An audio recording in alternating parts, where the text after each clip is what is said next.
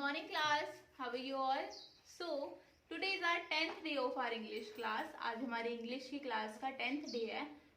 आज हम क्या करेंगे, लेसन कंटिन्यू करेंगे हमारा जो हमने कल रीड करना स्टार्ट किया था, गैलीलियो एंड द लाइट. ठीक है, वो लेसन हम कंटिन्यू करेंगे. उसके लिए अपनी बुक्स निकाल लो, अपनी फाइल्स निकाल लो और अपनी FNVs भी निकाल लो. ठीक है, और आपकी पेंसिल आपके हाथ में होनी चाहिए. Open it.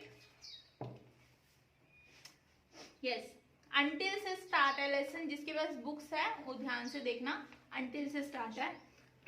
Until few hundred years ago, it was assumed that the speed of light was infinite. कि कुछ हजारों साल पहले यह बिलीव किया जाता था कि स्पीड ऑफ लाइट, जो लाइट की स्पीड है, मतलब कि लाइट हम तक कितनी स्पीड में पहुंचती है. जैसे कि हम अंधेरा वाले रूम में जाते हैं, ठीक है, वहां पर जाकर हम लाइट ऑन करते हैं तो उसकी स्पीड कितनी होती है, कितनी देर में, 1 सेकंड के अंदर लाइट ऑन हो जाती है ना. ठीक है, हो जाती है, लेकिन वो 1 सेकंड भी नहीं होता, उससे भी बहुत बहुत बहुत कम होता है. ठीक है, अब उसकी मेजरमेंट किसने की थी उसके बारे में पढ़ेंगे. When it in actually it's just really fast. लेकिन एक्चुअली में ये क्या होता है, बहुत बहुत बहुत फास्ट होता है. Exactly 299,792,458 meters per second. मतलब कि इतनी स्पीड होती है, 1 सेकंड में इतनी दूर तक वो पहुंच जाती है लाइट. ठीक है. The first known person to question the idea that the speed of light is infinite was the Greek philosopher Empedocles. जो फर्स्ट था उसका जिसने यह बिलीव किया था कि स्पीड ऑफ लाइट है जो वो इन्फिनिट है, मतलब अनंत है, उसको मापा नहीं जा सकता. उसका नाम था एम्पोडिक्लिस. क्या नाम था? एम्पोडिक्लिस. And instead that the speed of light was indeed infinite, and the argument continued back and forth for the more than 2000 years until Galileo stepped in.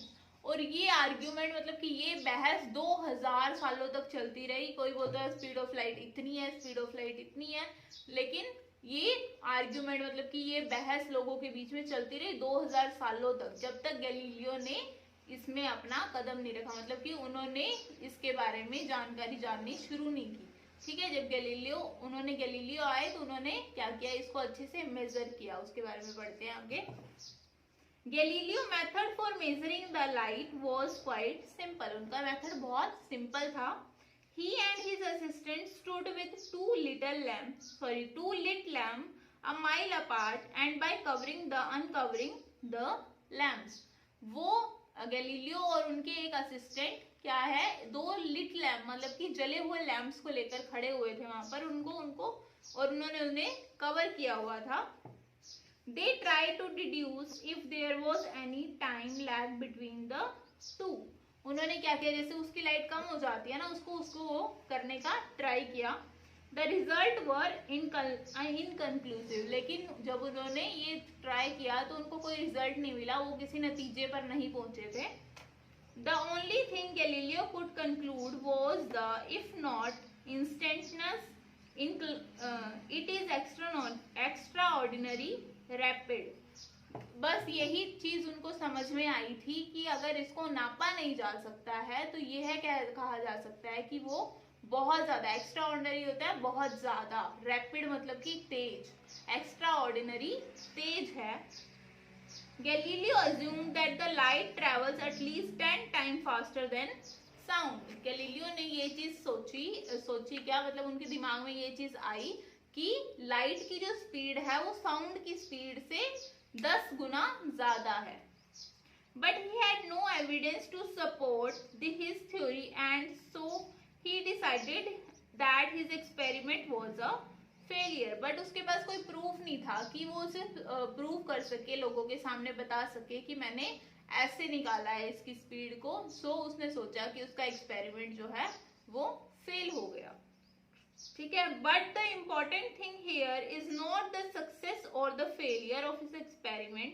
But यहाँ पे ये चीज इंपॉर्टेंट नहीं थी कि वो सक्सीड हुआ या फिर फेल हुआ, but What is important is that Galileo made a start by not accepting the old theories.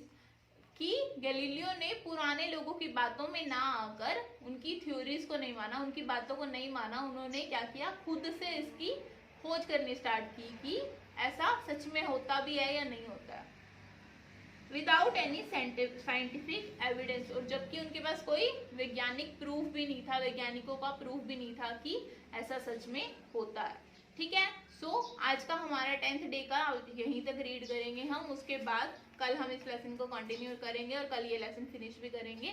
ठीक है, तो इसको अच्छे से रीड करना और अपनी FNB में इसको नोट करना है, यही का यही पूरा FNB में लिखना है, फिर उसके डिफिकल्ट वर्ड्स करने हैं और इसकी क्या करना है, डिफिकल्ट वर्ड्स को 5 टाइम्स लिख के देख लेना, टफ वर्ड्स हैं, आपका ही फायदा होगा। Okay, thank you.